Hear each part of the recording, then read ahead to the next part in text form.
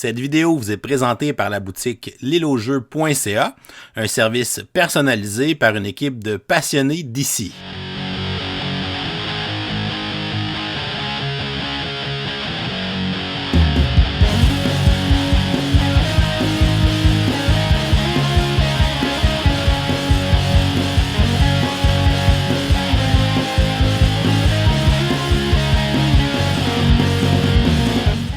Salut les gamers, bienvenue à Presseur Board Game, je m'appelle David. Aujourd'hui à Board Game 101, je vous présente le jeu Rift Force. C'est un jeu qui a été édité en 2021 par One More Time Games et qui a été relocalisé en français par La Boîte de Jeux. Il est distribué au Québec par ILO 307.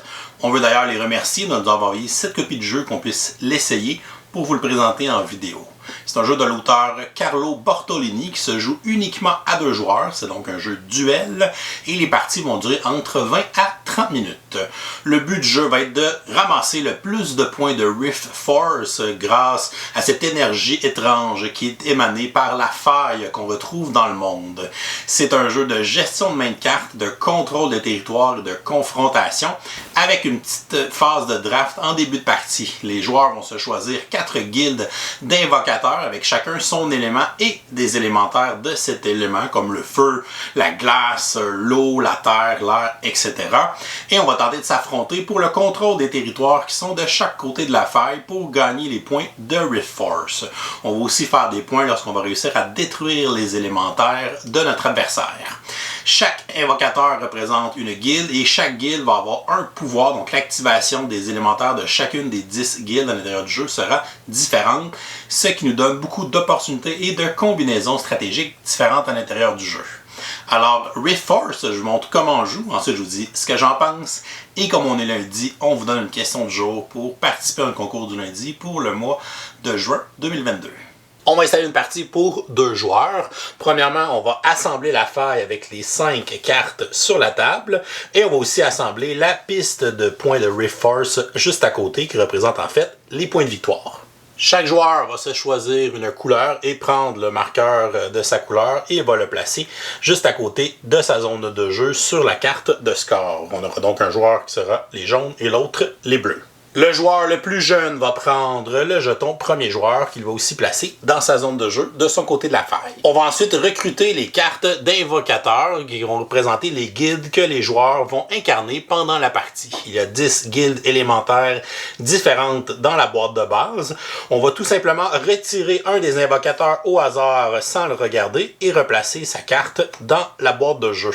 Ensuite, chaque joueur va prendre au hasard une carte d'invocateur qu'il va placer de son côté de la faille dans sa zone de jeu. On va ensuite révéler les invocateurs restants et on va les disposer sur la table à la vue de tous les joueurs avant de procéder au draft des guildes. Le premier joueur va sélectionner parmi les 7 guildes restantes une deuxième guilde à ajouter dans sa zone de jeu. Donc, je vais prendre la guilde de la terre. Ensuite, le deuxième joueur va faire la même chose. Je vais prendre la guilde du feu. On revient au premier joueur qui va aller prendre la guilde de la lumière. Et ensuite, le deuxième joueur va prendre cette guilde. Et finalement, le premier joueur va choisir sa dernière guilde qu'il va placer dans sa zone de jeu. Et même chose avec son adversaire. Et la dernière guilde qui n'est pas choisie sera retournée dans la boîte de jeu. Donc, chaque joueur aura choisi 4 guildes qui composeront ces cartes pour la partie. Les joueurs vont disposer leurs 4 invocateurs de leur côté de la faille dans leur zone de jeu, de façon à bien voir les pouvoirs de chacun d'eux. On va ensuite placer entre les 2 joueurs les 3 cartes d'aide de jeu qui représentent les 3 types d'actions qu'on peut faire à l'intérieur du jeu. Et on va aussi se faire une réserve avec les jetons de points de dégâts. Les joueurs vont ensuite former leur deck de cartes élémentaires pour la partie. Ils vont aller chercher les cartes élémentaires des 4 guildes qu'ils viennent de sélectionner. Donc, notre premier joueur aura la guilde de la glace, la guilde de la terre, la guilde de l'ombre, ainsi que la guilde de la lumière. Alors que le deuxième joueur, lui, aura la guilde du feu, la guilde de l'air, la guilde de l'eau, ainsi que la guilde du cristal. Chaque deck de cartes élémentaires est constitué de 9 cartes. On retrouve 4 cartes de valeur 5, on retrouve 3 cartes de valeur 6 et 2 cartes de valeur 7. Tous les decks sont identiques pour chaque guilde. Les joueurs vont ensuite mélanger les 4 decks élémentaires de leurs 4 guildes pour pouvoir se former une pioche qu'ils vont placer dans leur zone de jeu. Et le deuxième joueur va faire la même chose, va mélanger ces 4 decks élémentaires ensemble pour former sa pioche de départ. On va se garder de la place pour former une défausse à côté de notre pioche. Et les joueurs vont aller piocher les 7 premières cartes pour se former leur main de départ au début de la partie. Le joueur qui est deuxième joueur, donc celui qui n'est pas premier joueur, va avoir une compensation. Il va aller piocher la première carte de son deck et il va la placer dans l'emplacement de faille du centre du plateau principal. Une partie de Rift Force se joue à tour de rôle, en commençant par le premier joueur. On va effectuer une des 3 actions à notre tour de jeu. On peut déployer des cartes élémentaires et les placer dans les différents sites de notre côté de la faille pour tenter de les contrôler. On peut défausser une de nos cartes pour activer des cartes élémentaires qui sont déjà placées pour effectuer leurs pouvoirs qui sont décrits sur les cartes d'invocateurs des guildes correspondantes. Ou bien on peut contrôler les zones où on est seul devant une zone de la faille pour pouvoir marquer des points de Rift Force et pouvoir repiocher des cartes. On va aussi faire des points de Rift Force lorsqu'on va réussir à détruire les élémentaires de notre adversaire. Donc les chiffres qui sont sur les cartes représentent leur point de vie. Et lorsqu'on a placé assez de points de dégâts dessus, on va l'éliminer et ça va aussi nous donner un point de Rift Force. La partie va se continuer jusqu'à temps qu'un joueur atteigne 12 points de Rift Force, ce qui va déclencher la fin de la partie. On va ensuite s'assurer que les joueurs ont joué le même nombre de tours de jeu et à la fin de la partie, le joueur qui aura le plus de points de Rift Force l'emportera. À son tour de jeu, un joueur doit effectuer une des 3 actions disponibles. Il peut premièrement faire l'action A, qui est de jouer des cartes élémentaires de sa main pour les placer dans sa zone de jeu de son côté de la faille. Il peut faire l'action B, qui est d'activer les élémentaires qui sont placés dans sa zone de jeu du côté de la faille en utilisant les pouvoirs des invocateurs de ses guildes. Ou on peut faire l'action C pour contrôler les sites où on est seul tout au long de la faille et piocher de nouvelles cartes pour acheter dans sa main. Regardons pour débuter l'action A qui est de jouer des cartes élémentaires de sa main. Donc disons que notre premier joueur va regarder sa main et il peut jouer jusqu'à 3 cartes élémentaires de celle-ci pour les placer dans sa zone de jeu de son côté de la faille pour tenter de contrôler les 5 territoires.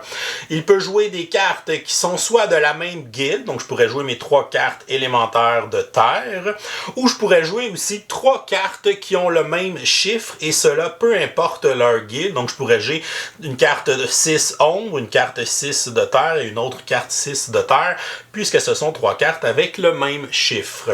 Disons que mon joueur choisit de jouer des cartes de valeur 6, justement, donc il pourrait jouer ces 3 cartes et les déployer sur les différents sites de son côté de la faille. Il a 2 options, il peut soit les placer tous au même site, ou il peut en placer sur 3 sites différents, mais s'il choisit cette option, les sites différents devront des sites qui sont adjacents les uns avec les autres et les 2 extrémités de la faille ne sont pas considérées comme des terrains adjacents les uns des autres.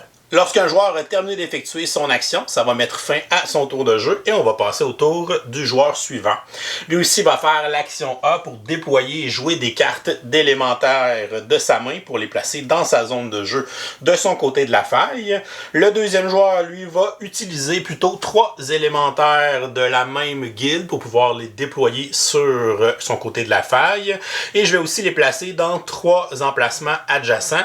Donc je vais en placer un ici, un au milieu où j'en ai déjà un et je vais en placer un dans cette zone-là. Donc, c'est 3 zones qui sont adjacentes les unes avec les autres. Lorsqu'on a plusieurs élémentaires sur le même site, on va placer les cartes les unes par-dessus les autres et on ne peut pas changer l'ordre dans lequel on les a placées, à moins que les élémentaires aient des pouvoirs pour se déplacer d'un site à l'autre. À ce moment-là, on va toujours les mettre par-dessus comme s'ils venaient d'arriver à ce site. La carte qui est la plus près de la faille est considérée comme l'élémentaire qui est en avant. Donc, souvent, c'est lui qui va se faire affecter par les attaques.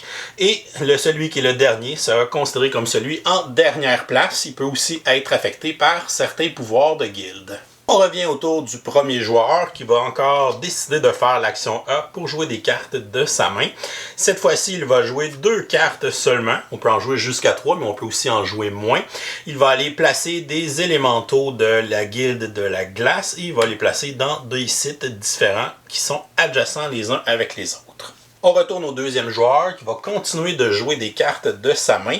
Il va jouer 3 élémentaux du même chiffre, donc du chiffre numéro 5. Et il va les placer les 3 dans le même site. Ils vont les placer les 3 à cet emplacement. Et il va ainsi choisir l'ordre pour savoir lequel va être en avant et lequel en arrière. Donc, puisqu'il les joue tous en même temps. Regardons maintenant l'action C qui est contrôler et piocher des cartes. C'est une action qu'on peut seulement faire si on a moins de 7 cartes en main seulement. Donc ce qui est le cas de notre premier joueur ici. Il a seulement 2 cartes en main pour l'instant. On va commencer par regarder les sites qu'il contrôle. Un site qu'on contrôle est un site où on a des élémentaires et que notre adversaire n'a rien de son côté de la faille. Donc le premier joueur qui est ici, de ce côté de la faille, contrôle le site qui est là puisqu'il a un élémentaire de terre et qu'il n'y a rien de l'autre côté. Donc, il va gagner 1 point de Rift Force par site qu'il contrôle. Il va donc placer son marqueur sur la case 1 de la piste de Rift Force. Et ensuite, il va aller piocher des cartes de sa pioche jusqu'à temps qu'il remplisse sa main à 7 cartes au total. Si jamais notre pioche est épuisée, à ce moment-là, on va reprendre notre défausse, la rebrasser pour se former une nouvelle pioche. Le deuxième joueur va faire la même chose. Il va faire l'action de contrôler. Il contrôle le site qui est ici, puisqu'il a 3 élémentaires et que l'autre joueur n'a rien. Il va donc lui aussi marquer 1 point de Rift Force. Et par la suite, il va aller piocher 6 cartes de son deck pour les ajouter à sa main, pour monter sa main à un total de 7 cartes. Et pour l'action B, qui est l'action d'activer des élémentaires dans notre zone de jeu, on doit défausser une carte de notre main pour pouvoir activer jusqu'à 3 élémentaires, soit de la guilde de la carte qu'on défausse, ou des élémentaires qui ont le même chiffre que la carte que je vais défausser. Donc disons que mon joueur défausse une carte d'un élémentaire de glace de valeur 6, donc je pourrais activer mes 2 élémentaires de glace, ou je pourrais activer mes 3 cartes de valeur 6. Je vais décider d'activer mes 2 élémentaires de glace. Je peux les activer dans l'ordre de mon choix. Et leur pouvoir est indiqué sur notre carte d'invocateur de cette guilde. Donc les élémentaires de glace vont faire 4 points de dégâts sur l'élémentaire qui se trouve en arrière dans ce site s'il est déjà au moins blessé avec 1 point de dégâts. Ce qui n'est pas le cas des élémentaires qui sont dans ces sites puisqu'ils n'ont pas de jetons de points de dégâts sur eux. Dans ce cas-ci, il va simplement faire 1 point de dégâts sur l'élémentaire qui est en position arrière à chacun de ces sites. Donc l'élémentaire qui est là va faire 1 point de dégâts à l'élémentaire de feu qui est ici. Comme il est seul sur son site, il est considéré comme celui qui est en avant et celui qui est en arrière en même temps. Et pour celui-ci, en s'activant, il va faire 1 dégât à celui qui est en arrière, qui est l'élémentaire de feu de valeur 6. On s'en va ensuite au deuxième joueur qui va regarder ce qu'il a dans sa main pour savoir ce qu'il peut activer. Il va aller défausser un élémentaire de feu de valeur 7 et ça va lui permettre de pouvoir activer 3 élémentaires de cette guilde. Donc il va activer ces 3 élémentaires de feu. Pour les élémentaires de feu, ils vont infliger 3 points de dégâts à l'adversaire qui est en première position sur ce site. Donc celui qui est ici va faire 3 points de dégâts à l'élémentaire de terre. Celui qui est là va faire 3 points de dégâts à l'élémentaire d'ombre. Et celui qui est ici va faire 3 points de dégâts à l'élémentaire de glace. De plus, les élémentaires de feu vont infliger 1 dégât à l'allié qui est directement en arrière d'eux sur leur site. On voit qu'il n'y a pas personne derrière eux, donc à ce moment-là, on va ignorer cet effet. Donc les élémentaires de feu ont intérêt à ne pas avoir d'autres élémentaires en arrière d'eux. Je vais revenir à mon premier joueur qui va décider d'aller placer des nouvelles cartes sur les différents sites. Il va aller placer 3 élémentaires de valeur 5. Il va les placer sur 3 sites différents. Il va en placer un à cet emplacement-là. Il va en placer un ici et un à cet endroit-là. Lorsqu'on joue un élémentaire de terre, il y a un de leurs pouvoirs qui va s'activer. Ils vont infliger 1 point de dégâts à tous les élémentaires ennemis qui se trouvent sur le site où ils sont joués. Donc celui-ci va infliger 1 point de dégâts à l'élémentaire de cristal, 1 point de dégâts à celui d'eau et 1 point de dégâts à celui de feu qui est en avant. Mon deuxième joueur va décider d'activer ses élémentaires. Il va aller défausser un élémentaire de cristal de valeur 6. Il peut donc activer jusqu'à 3 élémentaires de cristal ou il peut activer jusqu'à 3 élémentaires de valeur 6. Il va décider d'utiliser la valeur 6, mais il a seulement 2 élémentaires de valeur 6, donc c'est les deux qu'il va activer.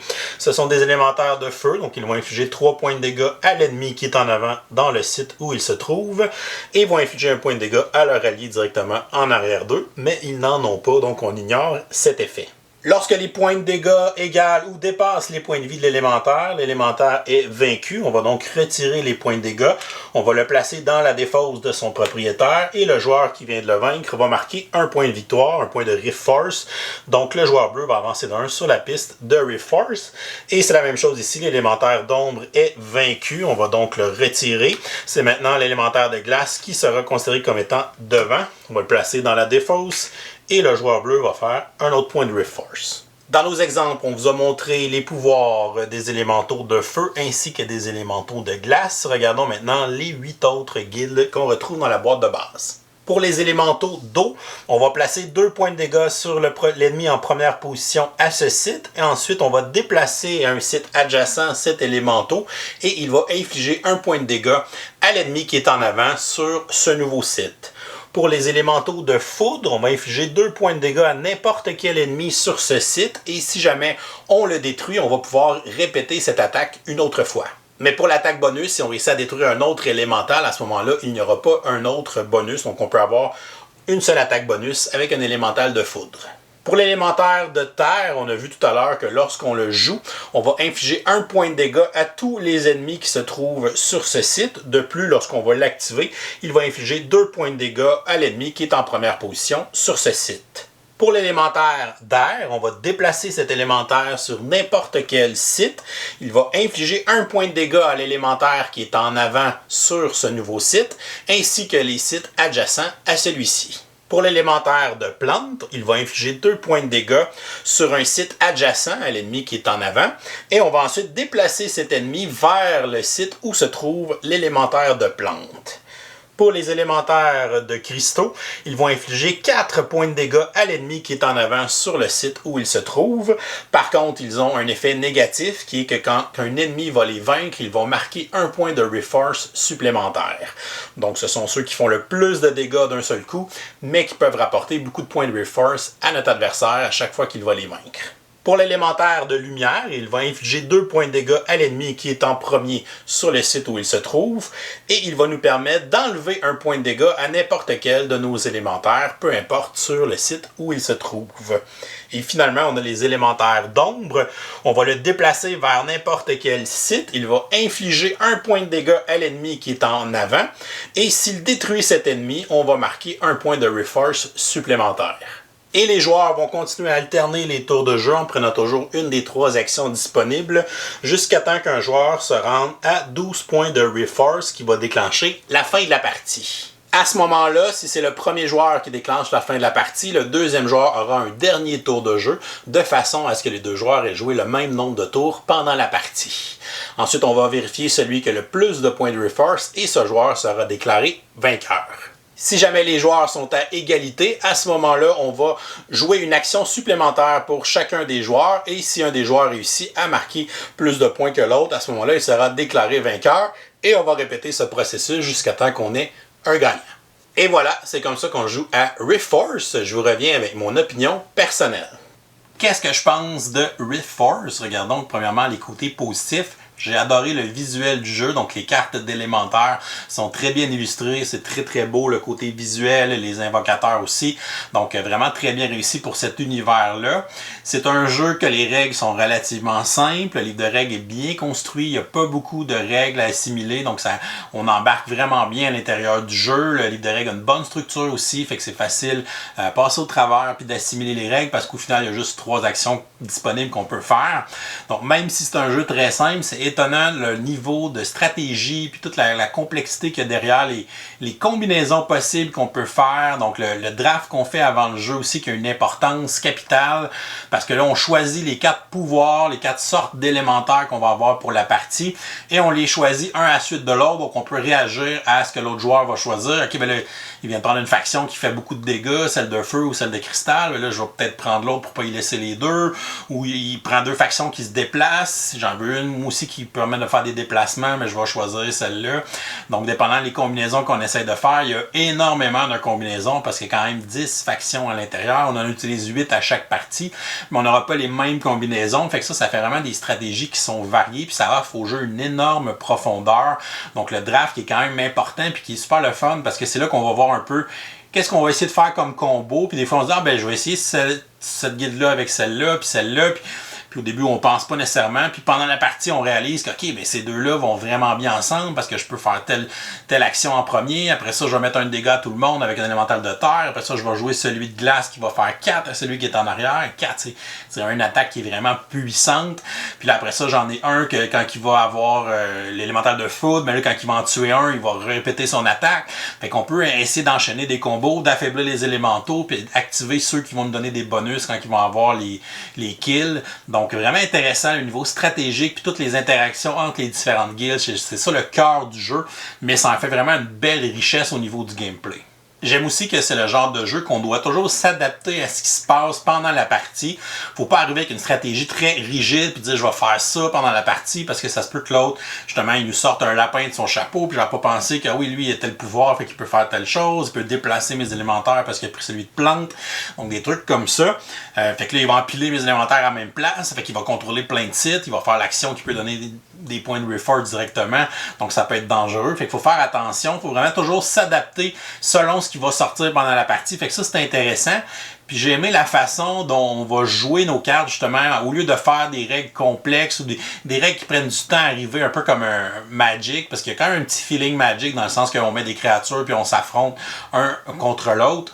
Donc on a enlevé le fait que les cartes ont un coût, les cartes coûtent de quoi? Non, tu joues des cartes. Tu joues 3 cartes de la même guilde ou tu joues 3 cartes du même chiffre, mais les cartes coûtent rien à jouer, fait que ça fait que le jeu, on se concentre sur le côté tactique du jeu, on se concentre sur le côté des combinaisons de pouvoirs, le jeu d'un peu de contrôle de territoire et d'essayer de gagner le contrôle des différents sites, comme ça quand je vais faire l'action pour piocher des cartes, ben, si je contrôle 2 sites, ben, je viens de faire 2 points, fait que c'est quand même très important à l'intérieur du jeu parce que c'est quand même juste à 12 points qu'on a à la fin de la partie, fait que ça peut arriver vite. Fait que faire attention à comment on positionne nos élémentaires. Fait que ça, c'est vraiment très intéressant à l'intérieur du jeu. Le fait qu'on va vite tomber dans l'action. Il n'y a pas de temps mort à l'intérieur du jeu. Tu places des cartes, on active, on pige des cartes. Fait que c'est vraiment un super bon tempo. Donc, très intéressant pour ce système de jeu-là qui fait qu'on se plonge dans l'action rapidement. Pas de partie très mort, pas de temps mort, pas de temps à builder notre affaire. Non, on tombe directement dans la confrontation. Fait que c'est ça qui est le fun. Pour les côtés négatifs, pour le visuel du jeu, je le trouve super beau, mais je le trouve répétitif. Donc les 9 cartes élémentaires de chaque faction, c'est le même visuel, puis qu'on aurait peut-être pu essayer de faire un visuel pour les cartes à 5, un visuel pour les cartes à 6, puis un visuel pour les cartes à 7, pour varier un petit peu plus ce côté-là. Sinon, pour les composantes, les cartes ont un petit fini, ce qui est quand même bien, mais j'ai trouvé quand même un petit peu mince, fait que c'est le genre de jeu qu'on pourrait avoir tendance à mettre des sleeves pour protéger nos cartes parce que c'est un jeu qu'on va justement brasser beaucoup les cartes parce qu'au début on mélange, on smash 4 factions ensemble, fait qu'il faut quand même mélanger pas mal. Donc si on veut pas les abîmer, il faut peut-être investir dans des sleeves pour ce jeu.